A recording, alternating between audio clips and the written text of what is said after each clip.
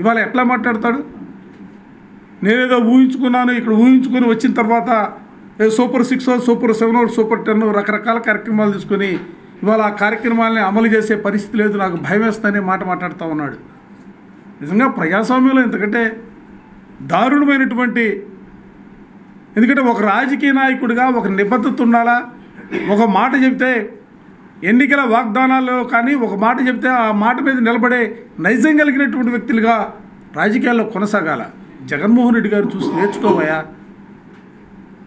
5 సంవత్సరాల కాలంలో ఆయన చెప్పినటువంటి ప్రతి మాట కూడా అమలు చేసినటువంటి పరిస్థితులు ఉన్నాయి. ఇవాళ నువ్వేం చేస్తూ ఉన్నావు?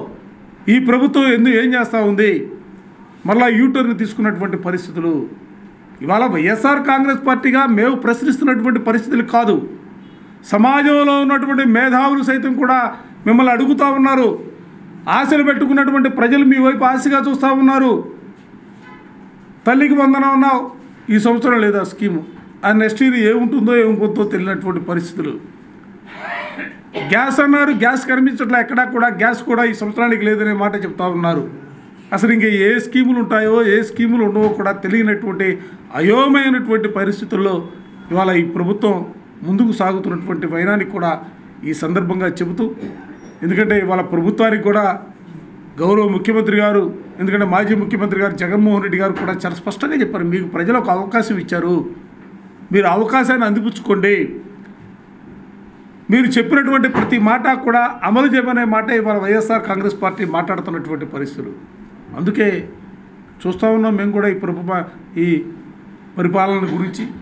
తప్పనిసరిగా ప్రజలకు ఇబ్బందికరమైనటువంటి పరిస్థితులు వచ్చినప్పుడు,